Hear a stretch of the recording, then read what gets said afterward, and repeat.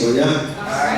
Kita lanjutkan pembahasan kita untuk satu bagian yang penting, yaitu 7 jemaat.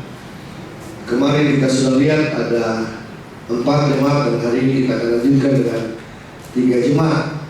Dalam Wahyu pasal 2 kita sudah belajar ada 4 jemaat. Kita sudah lihat jemaat Efesus, jemaat Smyrna, jemaat Pergamus, dan jemaat Tiatira.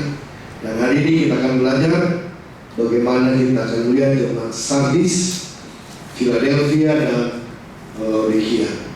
Nah,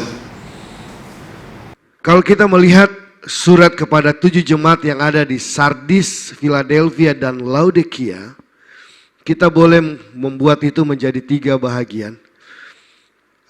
Ini untuk jemaat Sardis, Wahyu pasal 3 ayat 1-6.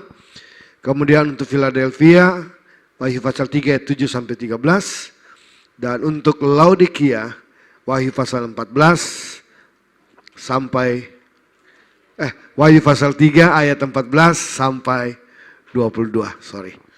Nah, saya coba memberikan topik untuk setiap jemaat ini. Untuk jemaat Sardis saya katakan tidak ada waktu untuk tidur. Kenapa? Nanti kita lihat.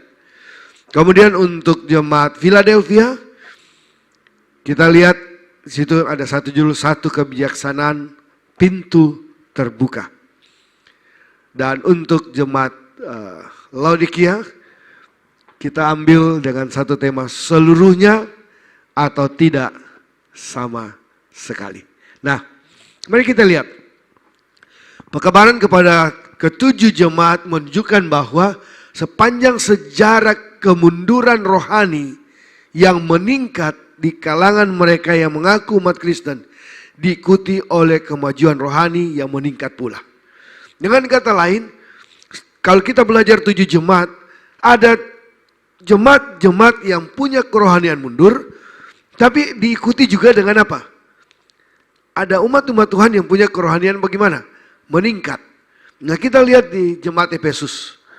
Ada lambang-lambang dari 7 jemaat ini, kita coba kembali dari pertama. Jemaat Efesus melambangkan jemaat yang murni secara rohani dan dengan pengajarannya. Murni secara rohani. Dan inilah jemaat yang mula-mula di mana Kristus dan para rasul ada di sana. Jemaat Kristus dan para rasul. Namun, meskipun jemaat pada zaman rasul terdapat pula satu kehilangan akan cinta yang mula-mula. Kita lihat kemarin, jemaat Efesus kehilangan akan cinta yang mula-mula. Kemudian Smyrna. Smyrna juga bersih, namun kita lihat kemarin disesah. Ya, kita coba kembali kepada hal kemarin. Bersih tapi disesah. Nah, di masa pasca rasul-rasul, setan berusaha untuk menahan jiwa-jiwa dari Kristus dengan cara apa? Memusnahkan mereka yang mengikuti Yesus. Jadi dia berusaha untuk menggoncang iman orang-orang ini, disesah. Tantangan begitu banyak di jemaat Smyrna. Tapi kehidupan umat Tuhan di jemaat Smyrna adalah bersih.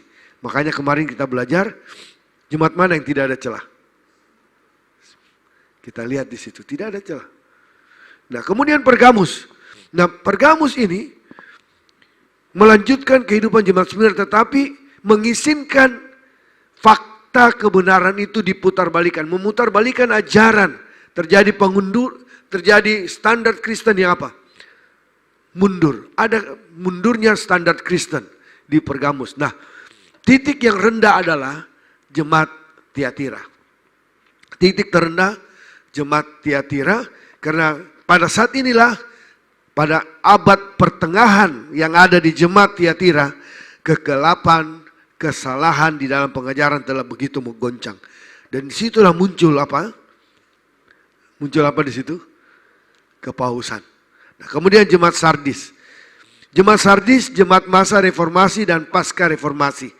Nah, seperti halnya Pergamus, kalau kita lihat di sini, secara umum Pergamus adalah sebuah jemaat yang mati secara rohani. Karena sudah ada tantangan-tantangan. Sebelumnya ya di jemaat Pergamus, mereka mengizinkan memutarбалikan ajaran-ajaran yang ada. Sehingga di jemaat Sardis, mereka mati secara rohani. Nah, tetapi bukan semua, ada anggota-anggota yang lahir kembali. Ya, mereka menemukan turning point mereka di situ. Lahir kembali, sehingga hubungan dengan Tuhan membuat usaha mereka berterima pada siapa? Kristus. Ada hubungan. Hubungan dengan Tuhan membuat mereka berterima kepada siapa? Kristus. Kemudian jemaat Philadelphia. Kita lihat di sini. Seperti jemaat Smyrna, kita sudah lihat kemarin, tidak mendapat apa? Teguran. Tidak ada teguran. Nah, di dalam periode Revolusi Prancis hingga permulaan masa penghakiman di tahun 1844, terdapat satu kebangkitan roh pengorbanan dari jemaat Smyrna. Dan Laodikia, jemaat kita sekarang ini adalah dicelah karena kurang kehangatan apa? Rohani. Makanya kita sering dengar, orang Advent kok sekarang ini kurang kasih. Kurang ini dan kurang itu. Kurang kehangatan rohani. Nah ini dia, dicela karena kurangnya kehangatan. Tetapi anggota yang menerima karunia kebenaran Kristus, mereka dipulihkan pada keadaan kesucian sebagaimana menjadi ciri daripada umat Kristen yang sebenarnya. Nah baik saudara, kalau kita lihat ketujuh jemaat di dalam buku Wahyu, kenapa harus 7? Tidak saja itu melambangkan pertumbuhan gereja secara historis, tetapi melambangkan keseluruhan tubuh umat percaya di dalam setiap generasi sejak awal zaman Kristen sampai akhir dunia ini. Karena itulah jemaat Laodikia adalah jemaat yang mana? Yang terakhir. Kemudian kita lihat, nah seluruh 7 pekabaran itu bermanfaat bagi jemaat Kristen secara universal di abad pertama. Dan seluruh 7 pekabaran itu pun berguna bagi jemaat sedunia dewasa ini. Karena kita berada di mana? Jemaat Laodikia saat ini. Nah ini dia kalau kita lihat 7 jemaat. Soal lihat ini Efesus, ini Smyrna, Pergamus, dan titik paling rendah adalah apa? Tiatira, karena ada kegelapan rohani. Nah Efesus ini sama dengan kita, Laodikia. Smyrna sama dengan Philadelphia, percaya di dalam cobaan apapun mereka dapat tantangan, mereka percaya. Pergamus dan Sardis, iman dan kemurtadan pun apa? Terjadi di sana. Nah, baik saudara, mari kita lihat. Ya. Nah, sebagai umat Kristen dewasa ini, kita telah kehilangan cinta mula-mula, itu Efesus. Ya. Kemudian sebagian dihadapkan dengan hal ketidaktoleransi, sikap permusuhan dan pengadilan. Smyrna. Ini ringkasan dari 7 apa? 7 jemaat. Kemudian Pergamus menerima terhadap kesalahan dan kemurtadan. Saya sudah singgung tadi. Kemudian Tiatira terjadi kebejatan rohani karena ada pengaruh Isabel. Kemarin kita bahas siapa itu Isabel ya. Mereka membiarkan diri mereka terhisap ke dalam cara beragama yang dilambangkan oleh Isabel. Nah cara beragama, dan disitulah muncul apa? Kepausan di sana. Ya, kerjasama dengan kepausan. Kemudian ini, sebagian telah kehilangan iman yang hidup yang bekerja oleh kasih. Itulah Sardis. Kemudian bekerja dengan setia untuk Kristus, percaya di dalam pelayanan penengah dan penghakiman, ini pengantaraan, ini penengah ya. Itulah jemaat apa? Philadelphia. Makanya jemaat Philadelphia itu luar biasa. Itu sama dengan apa? Tadi Smyrna. Kemudian jemaat kita sekarang ini adalah yang kita lihat suam kerohaniannya. Puas diri, tidak sadar bahwa kita ini melarat, malah miskin, buta dan telanjang. Itulah jemaat Laodikia. Jadi kita harus menyimak dengan sungguh-sungguh akan ketujuh pekabaran itu sekarang. Nah baik, coba kita lihat satu persatu dari jemaat. Itu tadi garis besar yang kita bisa lihat. Nah sekarang coba kita lihat. Tidak ada waktu untuk tidur. Ini jemaat apa ini? Sardis. Nah saudaraku, jemaat Sardis pertama kali muncul dalam sejarah sebagai ibu kota kerajaan Lydia di abad ke-7. Kita lihat latar belakang sejarah jemaat yang ada ya. Kemudian kira-kira pada saat inilah mata uang logam ditemukan dan digunakan sebagai alat bayar untuk pertama kalinya di dalam sejarah.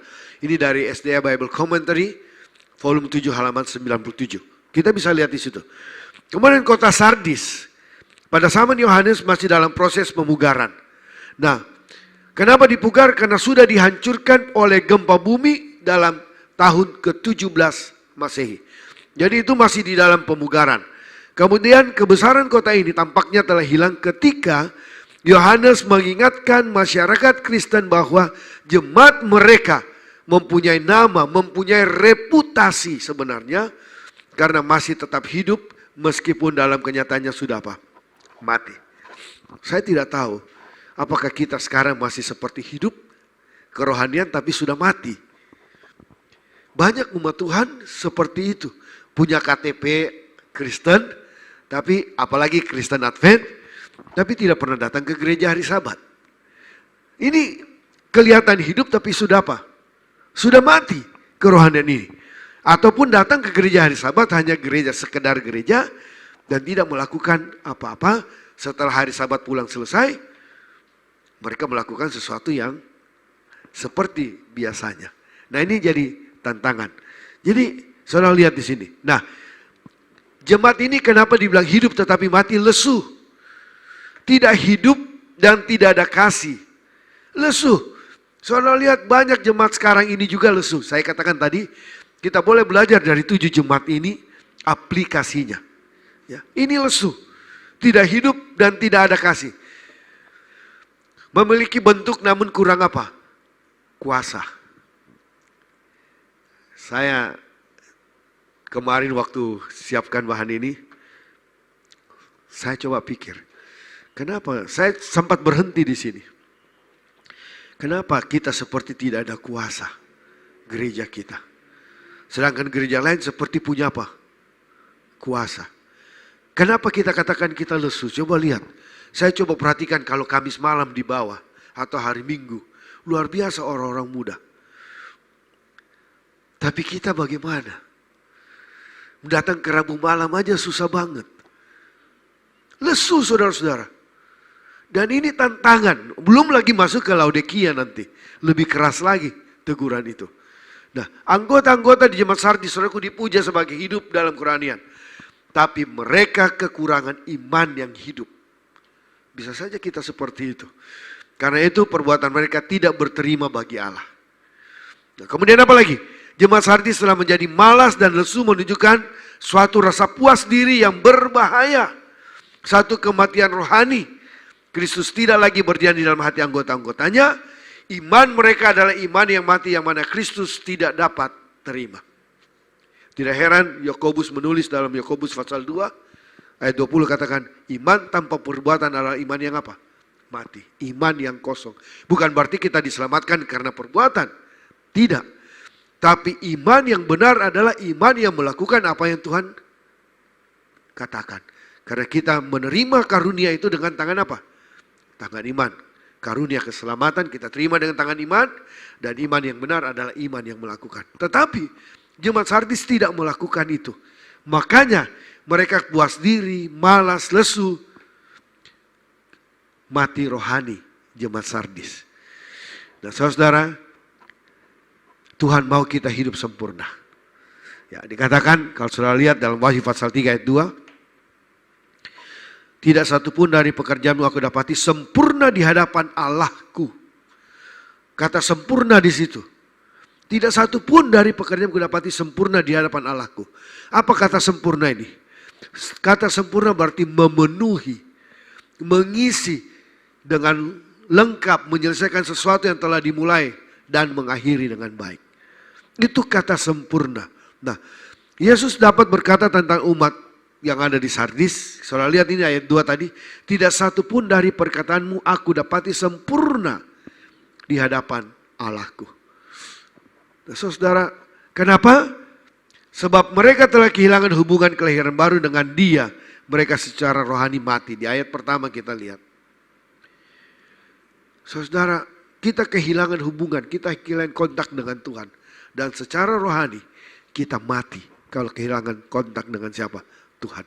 Nah, kenapa? Karena kehilangan apa? Kekurangan kuasa Roh Kudus di dalam mengerjakan pekerjaan yang Allah bisa terima. Nah, konsep Alkitab tentang kesempurnaan ialah, ini konsep Alkitab tentang kesempurnaan.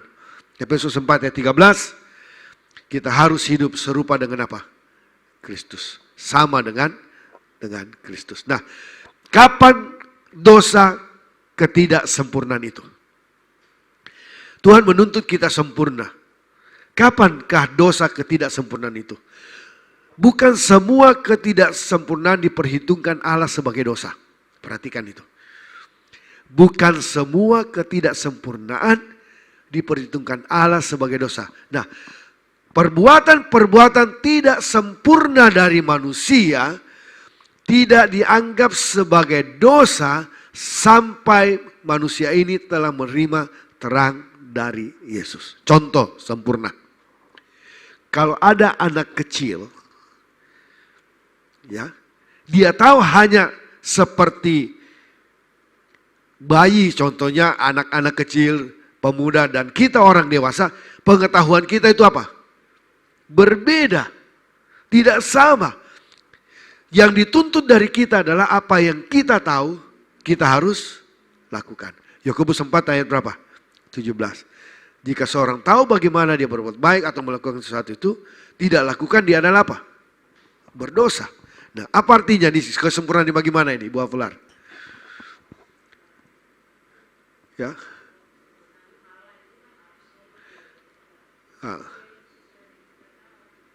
Jadi absolut kesempurnaan itu Allah.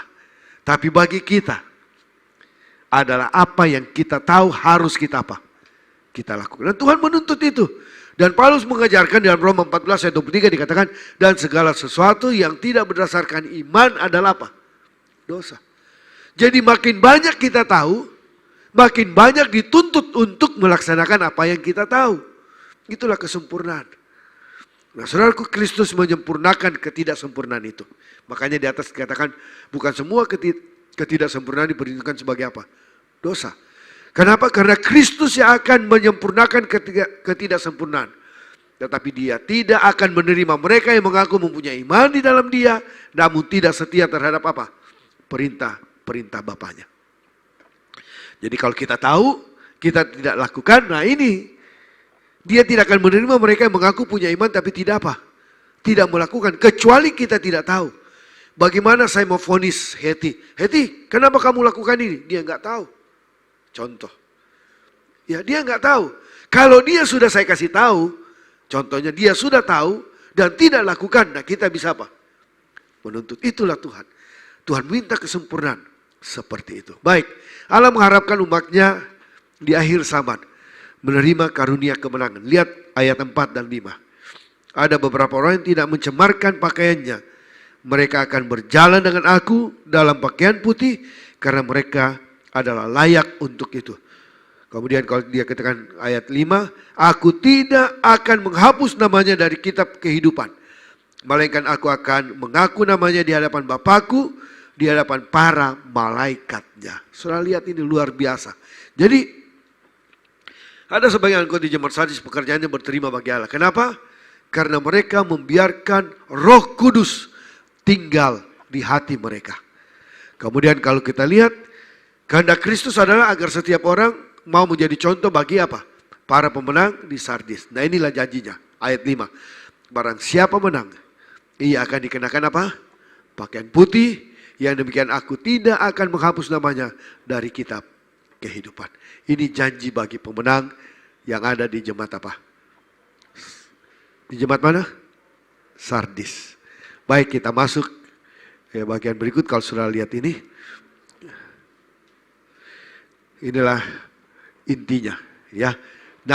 Namanya punya reputasi. Hal yang masih tinggal, hal yang masih tertahan dalam protestantisme yang merosot. Mencari pakaian mereka, mencemari pakaian mereka dengan apa? Kekotoran moral. Nah ini jemaat Sardis. Ini jemaat Sardis. Ciri yang menonjol jemaat Sardis adalah jemaat yang mati. Itu jemaat Sardis. Kemudian pengantar, Tuhan katakan dia memiliki 7 roh dan bintang. Itu di ayat pertama. Kemudian pujian kita sudah lihat beberapa perkara yang berharga masih tetap ada. Sebagian kecil tidak mencemarkan pakaian mereka. Yang tadi kita sudah lihat di situ ya. Kemudian celahnya.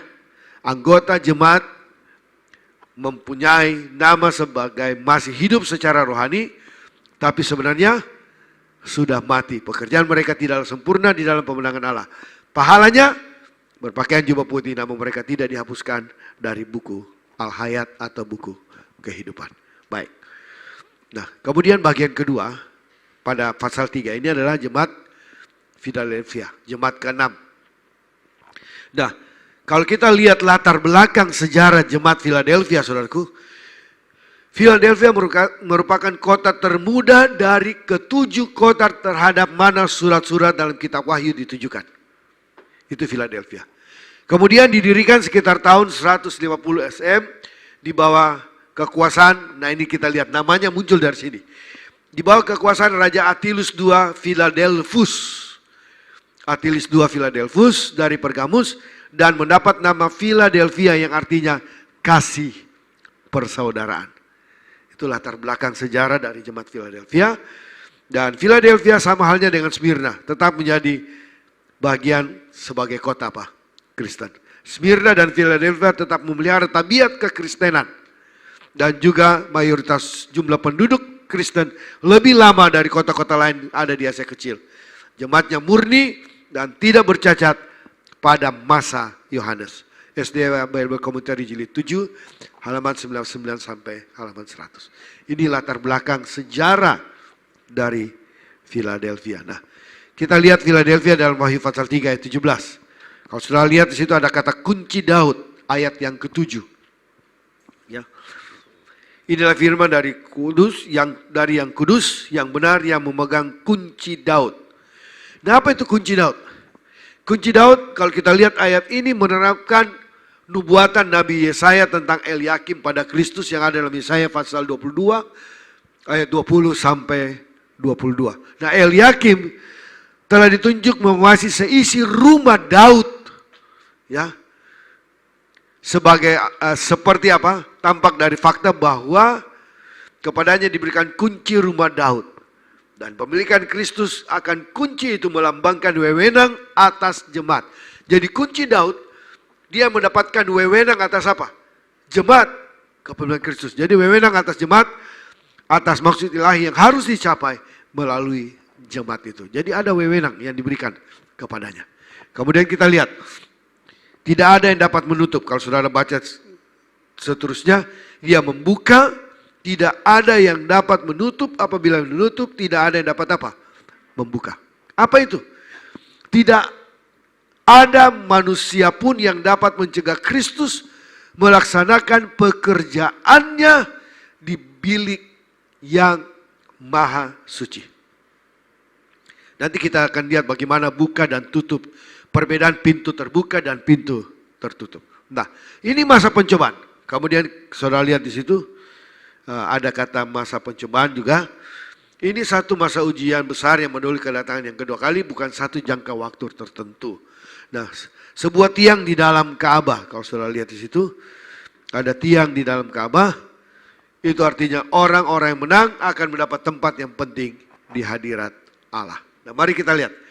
Tidak ada kuasa yang dapat menjauhkan Anda dari Kristus jika Anda memilih Dia. Saya senang dengan kutipan ini. SDA Bible Commentary Jilid 7 halaman 961 dikatakan begini. Saksi yang benar telah memberikan kepada kita jaminan bahwa Dia telah menyiapkan di hadapan kita sebuah pintu yang terbuka di mana tidak seorang pun yang dapat menutupnya. Apa artinya pintu yang terbuka? Tadi pintu yang tertutup. Dia memegang kunci Daud. Nah, inilah perbedaan pintu terbuka dan pintu yang tertutup. Kita bisa lihat perbedaannya. Nah, kepada aku ditunjukkan ini dari Early Writings halaman 42. Ini dikutip dari Early Writings halaman 42 dikatakan, kepada aku ditunjukkan bahwa hukum-hukum Allah dan kesaksian Yesus Kristus berhubungan dengan pintu yang tidak dapat dipisahkan. Dan bahwa waktu bagi hukum Allah untuk bercahaya dengan segala kepentingannya dan bagi umat Allah untuk dicobai perihal kebenaran hari Sabat. Ini tantangan saudaraku, sampai hari ini masih tantangan. Adalah ketika pintu terbuka di bilik yang maha suci, di dalam Ka'bah Semawi, di mana tabut itu berada dan di mana bersih 10 hukum itu, pintu ini tidak dibuka sampai pengantaran Yesus berakhir di bilik yang suci. Dalam Ka'bah itu di tahun 1844. Lalu Yesus bangkit, menutup pintu bilik yang suci dan membuka pintu ke dalam bilik yang maha suci dan melewati tirai yang kedua, di mana kini dia berdiri di sisi tabut itu, dan di mana iman Israel sekarang ini sudah sampai. Jadi apa bedanya? Dia menutup, dia berada di dalam bilik maha suci, bilik yang suci. Kemudian dia membuka dia menutup itu 1844. Kalau saudara lihat di sini, ketika pintu terbuka di bilik yang maha suci dalam Ka'bah Semawi, di mana pintu itu tidak dibuka sampai tidak dibuka sampai pengantaran Yesus berakhir di mana? Bilik yang suci pada tahun berapa? 1844. Kemudian dia tutup pintu bilik yang suci, kemudian membuka pintu bilik yang maha suci. Nah, ini dia ada di dalam, membuka pintu ke dalam bilik yang maha suci, dan dia melewati tirai, di mana dia sekarang berada sebagai pengantara kita, sebagai imam besar, sampai nanti dia datang kedua kali. Nah, ini yang ada di dalam jemaat Philadelphia. Nah, inilah jemaat Philadelphia. Apa artinya jemaat Philadelphia? Philadelphia adalah kebangkitan besar. Saudara lihat, ciri yang menonjol jemaat ini adalah jemaat penginjilan. Luar biasa. Jemaat menginjil. Pengantar Kristus, dia yang kudus, benar, dan memiliki kunci Daud. Dia membukanya dan tidak seorang pun dapat menutupnya. Hanya Kristus. Karena dia yang telah mati bagi kita, dia bisa menjadi pengantara bagi kita, dan dia bisa menjadi hakim yang adil bagi kita. Ini dia. Pujiannya, sudah memelihara firmanku dan tidak menolak namaku. Luar biasa Philadelphia. Kemudian pahala bagi yang menang, aku menjadi tiang-tiang dalam Ka'bah Allah, dan nama Allah akan tertulis di dahi mereka. Saudara boleh baca itu di dalam ayat 7 sampai ayat yang ke-13. Baik, kita masuk kepada ini jemaat Laodikia. Ayat 14 sampai 22. Saya kasih judul seluruhnya atau tidak sama sekali. Kenapa? Karena kalau kita baca jemaat Laodikia, kalau kita tidak total surrender, kita akan dimutahkan. Seluruhnya atau tidak sama sekali. Nah, saudara, Laodikia, kita kembali kepada latar belakang sejarah Laodikia. Ini terletak di sebuah negeri di mana berkembang biak sekawanan domba yang berbulu hitam. Itu Laodikia. Jadi kawanan domba yang berbulu hitam ada di Laodikia. Susah dapat domba bulu hitam. Yang ada putih, abu-abu sedikit, hitam jarang. Jarang sekali dapat domba, kalau kambing banyak. Tapi domba berbulu hitam jarang sekali. Banyak di Laodikia situ. Dan Laodikia menjadi pusat perdagangan bahan sandang dari wol hitam yang mengkilap dan pabrik pakaian warna gelap. Pabrik pakaian warna gelap di situ. Nah, kota ini dikenal sebagai pusat ekspor pupur mata yang disebut pupur mata Prigia untuk obat mata. Kemudian merupakan pusat keuangan yang kuat dengan beberapa bank besar yang menghimpun sejumlah besar kekayaan. Itulah latar belakang dan sampai hari ini Laodikia punya bank-bank besar. Ya. Kan kita jemaat Laodikia. Masalah keuangan ada di situ. Kemudian kita lihat, ini terkenal karena letaknya yang berkaitan dengan kuil Menkoro. Kuil Menkoro ini tempat di mana munculnya fakultas kedokteran yang tersohor. Berdiri di kuil Menkoro. Ya. Nah, pada masa pemerintahan Roma, Laodikia sebagai salah satu kota terkaya di kawasan timur. Dan ini diambil dari SD Bible Commentary jilid 7 halaman 101. Baik. Mengapa Kristus menegur jemaat Laodikia begitu keras? Kalau saudara baca dalam Wahyu pasal 3 ayat 14 sampai 17, saudara lihat situ, itu kan sampai 22 di situ ya. Tapi kita lihat ayat sampai 17. Saya coba baca sama-sama. Dan tuliskanlah kepada malaikat jemaat di Laodikia, inilah firman dari Amin, saksi yang setia dan benar permulaan dari ciptaan Allah. Aku tahu segala pekerjaan engkau tidak dingin dan tidak panas. Alangkah baiknya jika engkau dingin atau panas. Jadi karena engkau suam-suam kutku dan tidak dingin atau tidak panas, aku akan memuntahkan engkau dari mulutku. Karena engkau berkata, aku kaya dan aku telah memperkaya diriku dan aku tidak kekurangan apa-apa, dan karena engkau tidak tahu bahwa engkau melarat dan malang, miskin, buta, dan telanjang. Inilah jemaat Laodikia, saudara. Tuhan tegur kita luar biasa. Karena banyak di antara kita yang mengaku sebagai umat Allah, ya, yang khusus begitu rupa, sehingga dunia ini, dengan dunia ini, ya, kalau kita lihat sini, mengaku sebagai umat Allah yang khusus begitu rupa dengan dunia, sehingga tabiat mereka yang khas itu tidak tampak. Kita mengaku umat Allah, umat yang khusus, umat pilihan. Jemaat Laodikia, umat pilihan. 2 Petrus 2:9. Kita adalah umat pilihan Allah. Tetapi tidak tampak ciri khas kekristenan dalam diri umat Allah sekarang ini. Tidak kelihatan. Dan sulit untuk membedakan antara dia yang melayani Allah dengan dia yang tidak melayani Allah. Sulit membedakan untuk jemaat Laodikia. Nah, Allah melakukan perkara yang besar bagi umatnya kalau saja mereka mau keluar dari dunia ini dan memisahkan diri. Ada janji, Tuhan mau buat ini. Dikatakan, jika mereka mau berserah untuk dibimbing oleh Tuhan, Dia akan menjadikan mereka satu kepujian di segenap bumi. Aku mengetahui perbuatan-perbuatanmu, kata Tuhan. Saudara lihat di situ. Aku tahu segala pekerjaanmu, ayat 15. Aku tahu perbuatanmu, kau tidak dingin, kau tidak panas, kau suam kuku. Miskin, buta, telanjang. Dan inilah kita. Saudara-saudara, kalau kita mau uraikan ini kata miskin, buta, telanjang dan sebagainya, luar biasa. Saudara, dikatakan tidak dingin, tidak panas. Artinya suam. Setia, ya tidak setia. Tidak setia, ya masih ke gereja. Dan itu yang ada. Ya. Kemudian, kalau kita lihat di sini, kalau kita suam akan dimuntahkan oleh Tuhan. Baik. Inilah Laodikia. Jemaat Laodikia. Suam. Keadaan kerohanian yang hangat-hangat kukuh. Emas. Kekayaan rohani yang Kristus tawarkan kepada kita. Ya. Pakaian putih, jubah kebenaran Kristus. Pelumas mata Roh Kudus. Dia membuka mata kita terhadap keadaan rohani kita yang sesungguhnya. Pintu ke dalam hati atau jiwa kita. Kenapa Kristus tawarkan ini di ayat 18? Tuhan kata, aku menasihatkan engkau supaya engkau membeli daripadaku. Tuhan tawarkan ini semua. Emas, pakaian putih, pelumas mata. Karena kita ini suam. Nah, orang miskin, saudara, kalau kata miskin, itu sangat menderita, melarat. Buta, orang yang buta harus dituntun. Karena dia tidak bisa melihat orang yang buta. Ya, saudara di situ. Miskin bukan dan telanjang.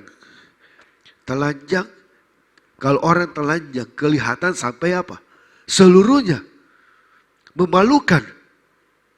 Jadi itulah keadaan jemaat Laodikia. Makanya Tuhan menawarkan ini. Emas. Apa itu emas? Kekayaan rohani yang Kristus tawarkan. Tuhan tawarkan pakaian putih, jubah kebenaran Kristus. Tuhan tawarkan pelumas mata, yaitu Roh Kudus. Yang membuka mata kita untuk melihat keadaan rohani kita yang sesungguhnya. Siapa saya ini? Dan pintu adalah pintu ke dalam hati dan jiwa. Nah, saudaraku, jemaat Laodikia masa kini. Ini ciri yang menonjol. Saudara lihat ini. Ciri yang menonjol, jemaat yang suam. Pengantar Kristus, sang amin. Saksi yang setia dan benar. Permulaan dari ciptaan. Pujiannya, ada pujian bagi jemaat Laodikia? Tidak ada pujian. Inilah satu-satunya dari ketujuh jemaat yang tidak mendapat pujian apa-apa dalam surat Yohanes. 6 jemaat lain ada pujian. Hanya jemaat Laodikia yang tidak ada pujian. Mengapa? Sudah lihat celaannya, tegurannya. Suap. Kita beranggapan bahwa kita ini tidak memerlukan apa-apa lagi. Kita kaya tetapi kita apa? Miskin, buta dan telanjang. Kita beranggapan kita sudah kaya, kita sudah tahu. Kadangkala, maafkan kalau saya harus katakan, kadangkala kita di gereja, kita sudah anggap tahu semua itu firman Tuhan. Kita lihat siapa yang khotbah. Siapa yang khotbah dia? Padahal firmannya yang kita mau lihat, bukan orangnya. Firmannya kita mau dengar. Saudaraku, saya punya pengalaman sampai hari ini. Anak kecil yang khotbah, kalau ada pengkhotbah anak kecil sekalipun, saya suka dengar. Kenapa? Karena ada 1-2 masukan yang saya bisa ambil, yang saya bisa dapatkan, walaupun itu anak-anak yang khotbah. Tapi kadang-kadang kita merasa kita ini kaya, kita tahu. KKR, coba lihat. Di mana kita? Di mana kita? Kita merasa, oh saya sudah advent, tidak perlu lagi itu. Padahal itu membangun iman kita. Itulah kita keadaan Laodikia. Kita merasa kaya rohani. Kita tahu, tapi kita tidak tahu. Kita tahu, kita tidak belajar Alkitab jadinya. Karena kita merasa kita kaya. Kita tahu semuanya. Saudara, ini tantangan, ini celaan luar biasa. Beranggapan bahwa kita tidak memerlukan apa-apa lagi. Tapi Tuhan masih memanggil kita. Tuhan katakan, beli daripada aku apa? Emas. Beli daripada aku pakaian putih. Dan minyak untuk melumas matamu. Untuk membuka mata hati kita. Karena ada pahala yang menunggu.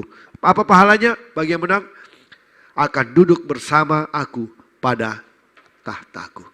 Saudaraku, resep untuk penyembuhan Tuhan berikan kepada kita. Ayat 18 dan 19. Saudara lihat apa resepnya, kita sudah baca tadi. Nah, ini kita lihat. Ini Tabib Agung tidak hanya mendiagnosis kondisi kerohanian dari jemaat Laodikia dengan tepat, tetapi juga telah memberikan satu resep yang terjamin, yang dapat membawa kesembuhan yang sempurna. Inilah resep Kristus berikan kepada kita. Melumasi mata dengan pelumas rohani, sehingga kita dapat mengenal keadaan diri kita yang sesungguhnya. Menanggalkan pakaian dosa dan rasa benar. Lalu apa? Kita mengenakan pada diri kita jubah putih kebenaran itu, kebenaran Tuhan. Kemudian kita menerima emas, iman yang bekerja oleh kasih. Ini diambil dari Testimoni Jilid 4, halaman 88, 89. Saudara yang kekasih dalam Tuhan, menjadi tantangan bagi kita kalau kita kembali ke sini. Menjadi tantangan bagi kita. Apakah kita mau tinggalkan keadaan suam kuku, merasa kaya rohani di dalam kehidupan kita. Saya berbicara lebih banyak fokus untuk jemaat Laodikia karena ini jemaat sekarang ini. Panggilannya untuk jemaat Laodikia adalah segalanya atau tidak sama sekali. Tinggalkan itu atau kita dimuntahkan. Yang mana kita mau. Tuhan akan memberikan kemenangan bagi kita. Kalau kita kembali. Tuhan akan berikan kemenangan. Duduk bersama dengan aku pada tahtaku. Tetapi kalau kita tidak tinggalkan masalah-masalah sepele saja. Masih ingat tadi Philadelphia pun Tuhan menuntut kesempurnaan. Kita pun dituntut kesempurnaan untuk itu. Sehingga kita boleh hidup lebih dekat kepada Tuhan. Kiranya Tuhan memberkati kita dan kita hidup lebih dekat dan kita tidak dimuntahkan, tapi kita siap untuk masuk dalam kerajaan Tuhan. Berkati kita.